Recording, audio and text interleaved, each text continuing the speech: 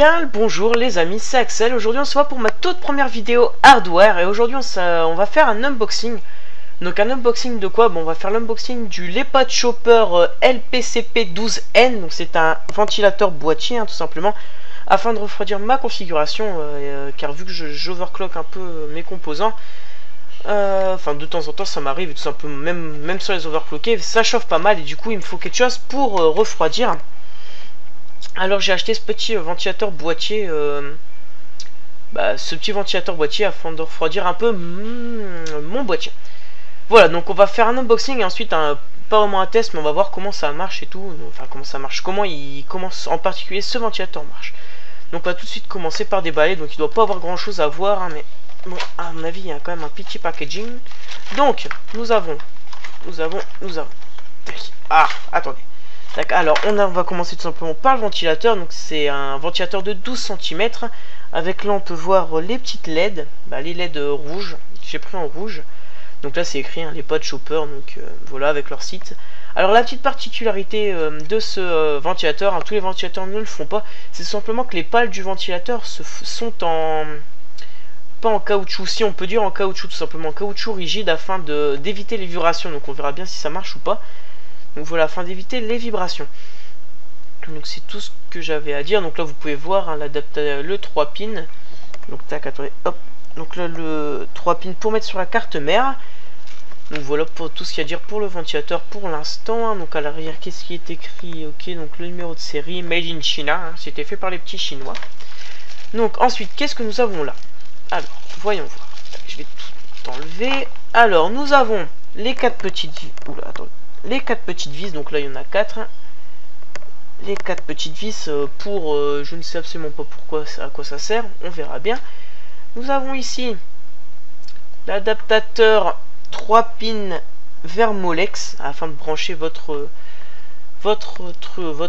ventilateur en Molex. Donc voilà, c'est tout ce qu'il y a dedans. Attendez, je vais vérifier. Ouais, c'est tout, c'est vide, donc c'est tout ce qu'il y a dedans, il n'y a rien d'autre. Attendez, je pense que vous m'entendrez mieux comme ça. Donc moi je propose, c'est qu'on se laisse ici pour l'instant. Très bien les amis, nous revoilà.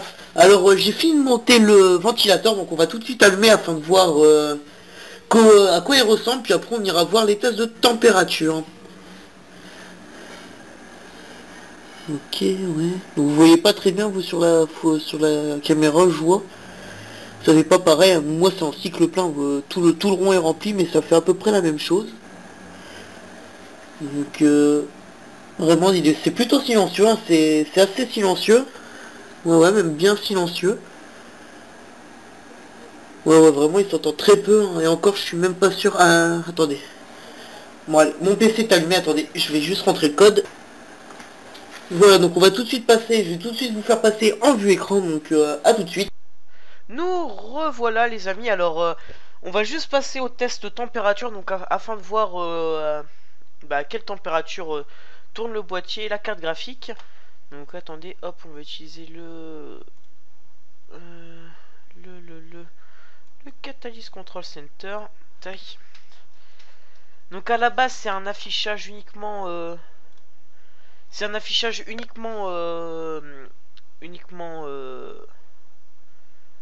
je ne sais plus parler, un affichage uniquement pour la carte graphique, mais là j'ai changé j'ai changé la température, en fait j'ai changé le capteur de température afin que ça enregistre toute la température du boîtier.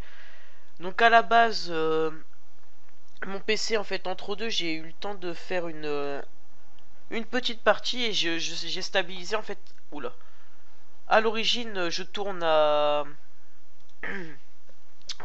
une soixantaine de degrés en jeu, et là je ne suis qu'à 53 ou soit 54 degrés en jeu, et à l'origine je suis à 33 degrés sur le bureau, et là je suis à 28 degrés. Donc on peut avoir une petite baisse, sachant que voilà. Donc overclocké, lorsque la carte graphique est overclockée, ma carte graphique est presque à 70 degrés, donc c'est plutôt beaucoup, sachant que j'ai changé le refroidissement, et là je suis à, lorsque je suis à 65 je crois, lorsque je suis lorsque j'utilise le ventilateur. Donc voilà pour ce qui refroidit pour de la carte graphique. Après pour le processeur, je ne sais plus, mais on a aussi des baisses de 5 à 10 degrés. Ça dépend tout simplement les ventirades de processeur ainsi que les ventirades de carte graphique que vous utilisez, ainsi que le boîtier que vous utilisez.